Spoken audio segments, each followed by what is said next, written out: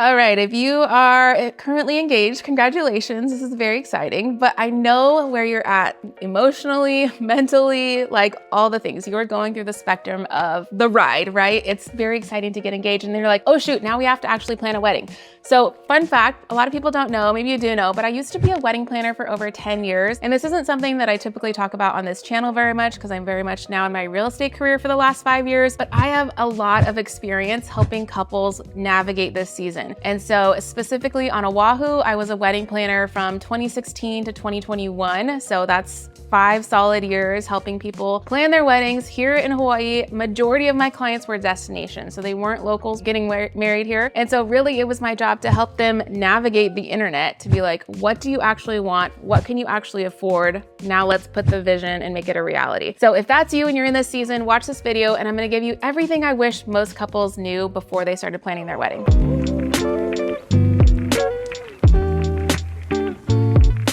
So for quick introduction, if this is the first time you've discovered me, maybe you literally just searched in how to plan a wedding in Hawaii. My name is Marina and I'm now a real estate agent on Oahu and we live here with my family on a farm out on the west side. But like I said, I used to be a wedding planner for 10 years. So previous to moving to Hawaii, we were actually living in the Bay Area and then in San Diego. And I worked for a company called Bustle Events. Shout out to Erin, she's amazing. We did weddings all over Napa, Bay Area, San Francisco, you name it, like incredible Napa venues. And then I moved down to San Diego and I got to do LA, Palm Springs, San Diego, like gorgeous, like pinch me. Palm Springs, are you kidding me? Like they were incredible weddings. Most of them budgets anywhere from like 75,000 up to 200,000. That's kind of like the typical couple I would work with. And then in 2016, I moved to Oahu and just naturally took the transition and I was like, hey, let's just expand Bustle Events to Oahu. So did that. So worked all over the island from Kualoa to Sunset Ranch to town, you name it. We were all over the place and just got to see a really wide spectrum of what's available. And I think most importantly, one of the big takeaways I had transitioning from California to Hawaii was realizing how unique the Hawaii marketplace is when it comes to planning events and what we don't have, and how Hawaii is kind of like 5 years behind on everything when it comes to trends and rental availability. And it just, I don't know, it takes longer for the islands to kind of adjust. So if you're in the mainland and you're expecting to have what is exactly on Pinterest and what everybody's doing in the mainland, and then you come to Hawaii, you're like, what do you mean the rentals don't have XYZ? What do you mean I can't do these kinds of flowers? Like it's just a very niche marketplace. So I wanna help you save money and time by watching this video. And I'm gonna go through a couple of key things that I want you to consider. So number one, let's talk about weather. I think a big thing is like, well, it's sunny and 75 degrees, 80 degrees all day long. That's not true. Hawaii has seasons. You know, we have rainy season, and you'll notice within some different venues, they'll give you like special pricing for January through March. Well, why do you think that is? It's because it's our rainy season. And so you can very much expect, if you're going to book in the spring, to maybe have some passing showers, if not a complete thunderstorm, if I'm being honest. And then keep in mind the way that Oahu is shaped and formed. We know that all of our weather systems come from the east, right? So that's like our Ko'olau mountain range. All the rain drops on that side and then it's dry on the other side. So Kualoa could be dumping buckets and Ko'olina could be sunny with a rainbow. And so really planning your location is very important too. But I think if you're doing Kualoa, it's not to say it can't have sunshine and beautiful views, because it does all the time. But I would say just be prepared. Like pack the umbrellas, have a bucket of them for 50 guests, you know, and maybe that means getting the tent.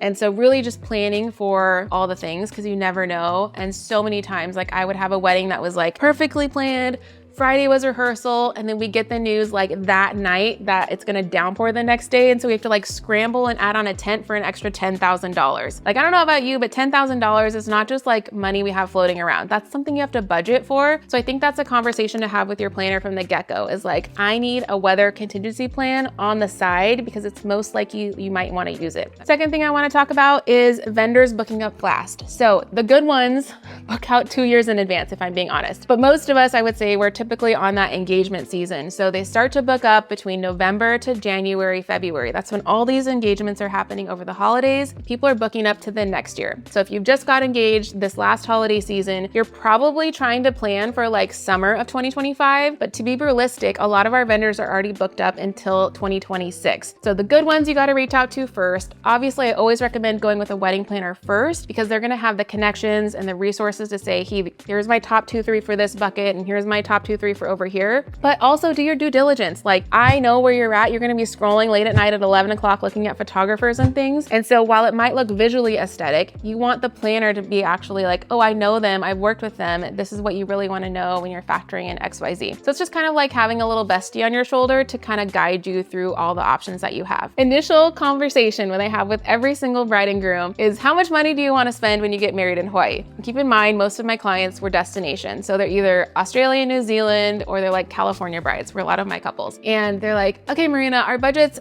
$50,000 for 100 people. And I hate to break it to you, but I would almost like laugh on the phone because it's so unrealistic when you're coming here. Keep in mind, we are this tiny little island chain in the middle of nowhere, right? We're thousands of miles from the nearest continent. So that means everything gets shipped in here and nothing is really grown here except for a small percentage, like maybe 10% of the things at your wedding will actually be sourced from the island. So shipping costs more, the taxes more. Your flowers are going to be coming from freaking Europe. Like, think about that. They're coming from like Norway and Sweden all the way over to Hawaii on the other side of the world. Okay. So if you want smack peas and like all these beautiful, delicate flowers, also keep in mind that we live in a tropical climate. And so if you put that thing in the sun, it's going to wilt in 50 seconds. We really have to be mindful with the vision and then like creating that coming here to Hawaii. So if you have a budget, before you even reach out, double it if you're going to come to Hawaii. That's my advice to you. Or cut your guest count in half, which I know is a hard pill to swallow, but that's just the reality of getting married in one of the most beautiful places in the world. And I think we're just kind of like a little bit naive to it in the beginning. We're like, oh, this sounds great. Like, everybody goes Waikiki. It can't be that expensive. Honey, it is that expensive and everything costs more. So just to keep in mind, like, I'll kind of go through, and this was like 2021 pricing. So I know prices have even gone up from there, but like typical rentals will be anywhere from like $15,000 to $20,000. And that's assuming like we're just renting a venue with grass and you're bringing everything in. Okay. So that's tables, that's chairs, that's tent, that's lighting, that's generators, that's tents for the catering. Like, you have to bring everything to the venue because a lot of the times you're just reserving grass. So keep that in mind. Then we have photography and videography. Okay. I'd say budget $10,000 for that. So that's $3 to $4 grand for your photographer, $5 to $10 grand for your videographer, depending on how much we're doing. Realizing packages vary as well, right? And then florals, minimum $5,000. And again, that's just because assuming we have 100 guests, we're doing 10 tables, each centerpiece is gonna be $300. That adds up real quick. Your bouquet is $350. Like, everything just adds up very quickly, and you have labor on top of that. And when you're booking these vendors, I think it's really easy to think like, oh, they're just working the one day. No. They're working weeks to do this 1 6-hour event for you, okay? There's so much preparation going in behind the scenes that you guys don't see. Another thing is gonna be catering, obviously, right? This is the majority of your budget. What are we gonna eat and drink on the day? I mean, on the low end, I think you could get away with like $65 to $70 per person to cover meals and poo-poos, which is our like cocktail hour. But if you're adding on bar alone could easily be $5 grand, right? So all these things adding up, you can see quickly how we're already at like $60,000 just for the bare minimum, okay? I will say I've done a very budget wedding where they had a food truck, which was an awesome experience, but it was a group of 20 people and they all just made this like very unique situation. That's not your typical wedding. I think most of us want linens and we want nice napkins and the glassware. Like, you're gonna want the nice things, okay? Permits and legal requirements. So a big vision a lot of couples have is we're gonna get married on the beach and it's gonna be beautiful and our toes are gonna be in the sand. Yes, you can do that, but you do need a permit and you actually can't do it on any beach you want. There's specific beaches you have to choose from. And then the reality is a lot of these beaches don't have a venue attached to them. So let's say you wanna get married in Waimanalo, that's great, but we gotta like pop everything up 30 minutes before the ceremony, wrap it all up 30 minutes after, and then everyone's being transported to and from this venue. And so just that alone, like if you're gonna be renting shuttles, that's $3,000 to $4,000 in buses you're gonna pay. Like, hello, let that sink in. That's just like a little bit cray-cray. So if the beach is that important to you, either you're gonna do that or you're gonna find a venue that has like a sliver of a beach, but more often than not, it's gonna be shrubs with grass behind it and it's gonna look like we're on the beach, but you're actually on the grass. It's just really getting selective with what's available. We gotta talk about guest accommodations, travel logistics, like all the things that are not the actual wedding day, but are very much part of the expense, right? So we got airfare, we've got hotels, which are on average $300 to $500 per night. Yes, you can get room block discounts. Let's say I'm gonna block out 20 rooms for my guests, they get 10% off the night or whatever. Like, definitely recommend that. But transportation is a big deal. A lot of the weddings we would plan would be on the North Shore, like I said, Kualoa, and everyone's in Waikiki. So we're busing them an hour and a half there, plus an hour and a half back, So that travel time and that, that cost is something that we have to chunk into the budget as well. I think being cognizant of you know, how small this island is and how fragile the ecosystem is and just all these factors that go into play. One of the reasons I felt called to leave the wedding industry was the amount of waste that was happening. So what would happen is you're spending like tens of thousands of dollars, right, on this beautiful day. That's 6 hours. You literally have ceremony at 4 p.m. and we wrap up at 10 p.m. That's a 6-hour time chunk that you're spending $100,000 on, okay? What happens at 10 p.m.? Everyone's drunk and wasted and you guys go home and you go sleep, and guess what? We throw everything away. Like, it hurts my heart to see these flowers just dumped. And obviously like vendors would take them home and stuff, but that's stuff you're not ever gonna use again. These rentals, you're paying like $10,000 to eat on them for an hour, like stuff like that. And so I think just being really cognizant of like what is critical and what is just a wish, or like how can I be smarter about things as I use them.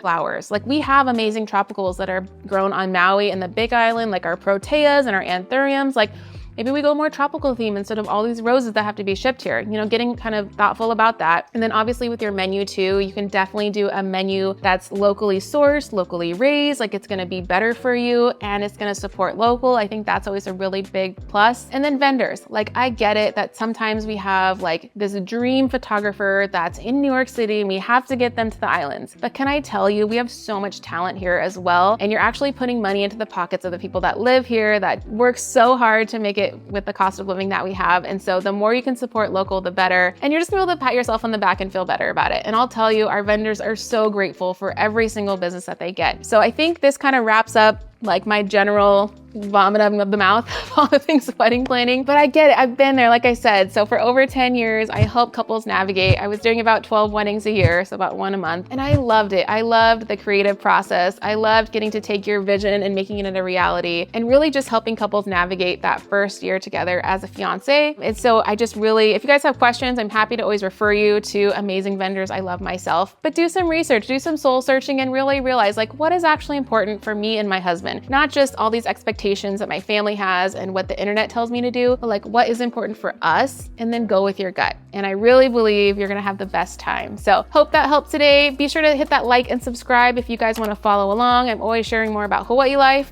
and things going on Oahu. And I'll see you guys next week. Bye.